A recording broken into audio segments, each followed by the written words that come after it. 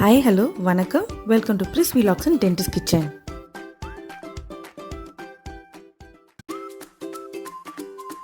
இன்றைக்கி நம்ம spicy baby corn எப்படி சேர்த்துன்னு பார்க்கலாம். இது ஒரு Indo Chinese dish.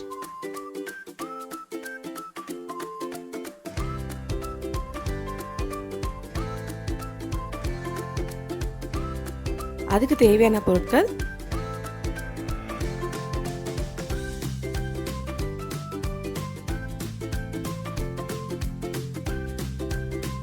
200 gram baby corn எடுத்துக்கலாம். பேபிகார்னை 4 துண்டாக கட் பண்ணிக்கலாம். கட் பண்ண 4 துண்டையும் இந்த மாதிரி பாதி ஸ்லைஸ் பண்ணி வச்சுக்கோங்க. இப்போ இந்த பேபிகார்னை பாயில் பண்ணி எடுத்துக்கலாம். ஒரு பேனில் கொஞ்சம் தண்ணி ஊற்றி தேவையான அளவு உப்பு ஆட் பண்ணிக்கோங்க. இப்போ நம்ம கட் பண்ணி வச்சுருந்த பேபிகார்னை இதில் சேர்த்து 7 நிமிஷத்துக்கு மீடியம் ஃப்ளேமில் வச்சு பாயில் பண்ணி எடுத்துக்கலாம்.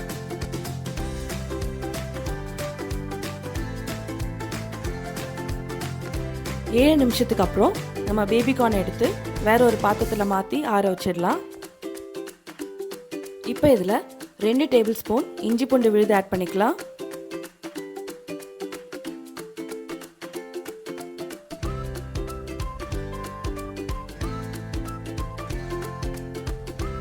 கால் கப் மைதா ஆட் பண்ணிக்கலாம்.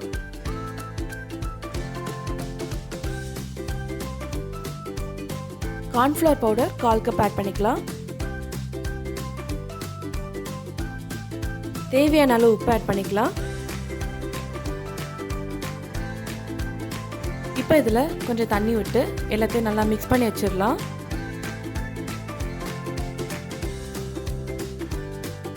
எல்லா பேபிகார்ன் மேலேயும் ஈவனாக கோட் ஆகுற மாதிரி நம்ம இதை மிக்ஸ் பண்ணி வச்சுக்கணும்.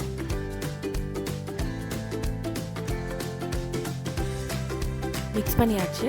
இந்த மாதிரி ஒவ்வொரு துண்டும் கோட் பண்ணியிருந்தா தான் நம்ம பொரிச்சு எடுக்கும்போது நல்லா கிறிஸ்பியாக வரும். இதை நம்ம டபுள் ஃப்ரை பண்ண போகிறோம். ஒரு பேனில் கொஞ்சம் எண்ணெய் ஊற்றிக்கோங்க. எண்ணெய் சூடானதும் நம்ம மிக்ஸ் பண்ணி வச்சுருந்த பேபிகார்னை ஒன்றா இதில் ஆட் பண்ணிக்கலாம். 5 மினிட்ஸ்க்கு மீடியம்லேருந்து ஹை ஃப்ளேமில் வச்சு ஸ்லைட் கோல்டன் கலர் வர மாதிரி ஃப்ரை பண்ணி எடுத்துக்கலாம்.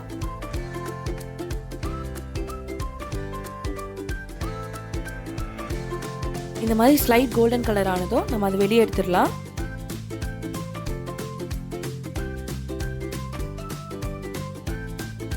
ஃபர்ஸ்ட் டைம் ஃப்ரை பண்ணி எடுத்து வச்சாச்சு. நம்ம இதை மறுபடியும் ஃப்ரை பண்ண போகிறோம். இப்போ எண்ணெயை ஹை ஹீட்டில் வச்சுக்கோங்க. நம்ம ஆல்ரெடி ஃப்ரை பண்ணி வச்சுருந்த பேபிகார்னை மறுபடியும் இதில் ஆட் பண்ணி டார்க் கோல்டன் கலர் வர வரைக்கும் ஃப்ரை பண்ணி எடுத்துக்கலாம்.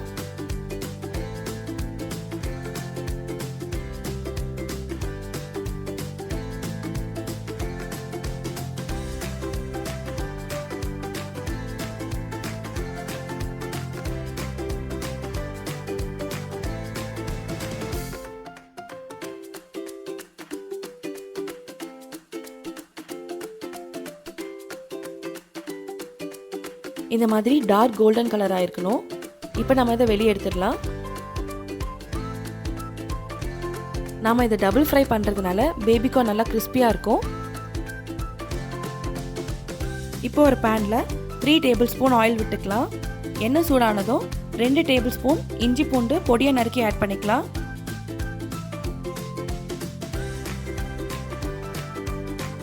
மூணு பச்சை மிளகாய் ஆட் பண்ணிக்கலாம்.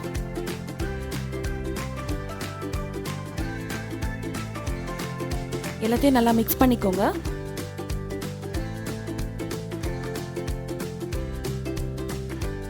இப்போ 2 மீடியம் சைஸ் வெங்காயம் பெரிய துண்டா கட் பண்ணி இதில் ஆட் பண்ணிக்கலாம். வெங்காயத்தை நல்லா வதக்கிக்கோங்க.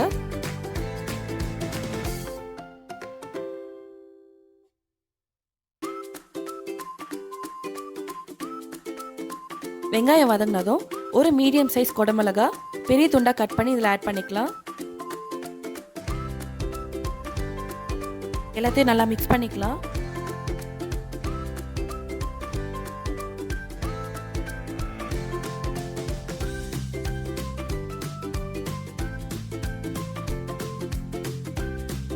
இப்போ இதில் 1/2 கப் வெங்காயத்தாள் ஆட் பண்ணிக்கலாம்.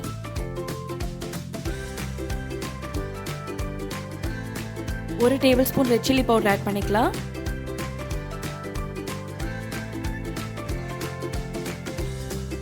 தேவையான அளவு உப்பு ஆட் பண்ணிக்கலாம். 1/2 டேபிள் ஸ்பூன் மிளகுத்தூள் ஆட் பண்ணிக்கலாம்.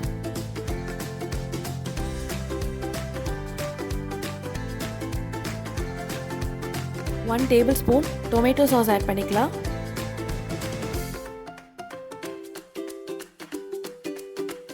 2 tablespoon red chilli sauce add பண்ணிக்கலாம்.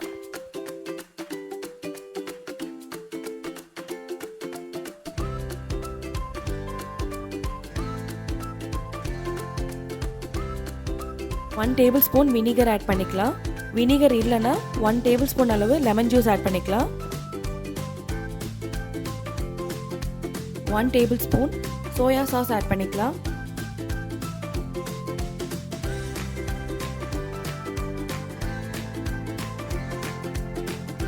இப்போ இதில் 1/4 கப் தண்ணி சேர்த்து ஹை ஃப்ளேமில் வச்சு 5 மினிட்ஸ்க்கு நல்லா குக் பண்ணிக்கலாம்.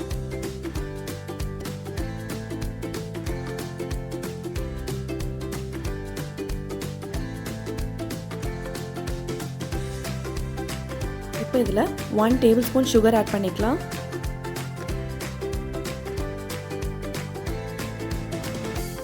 ஒன் டேபிள் ஸ்பூன் கார்ன்ஃப்ளவரை 2 டேபிள் ஸ்பூன் தண்ணியில் மிக்ஸ் பண்ணி இதில் ஆட் பண்ணிக்கலாம்.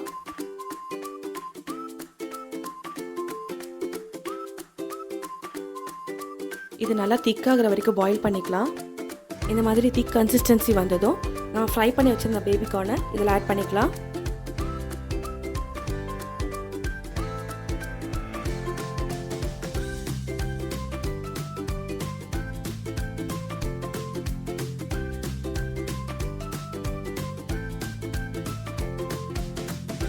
இப்போ இதை ஒரு முறை மிக்ஸ் பண்ணி விட்டு அடுப்பு ஆஃப் பண்ணிடலாம்.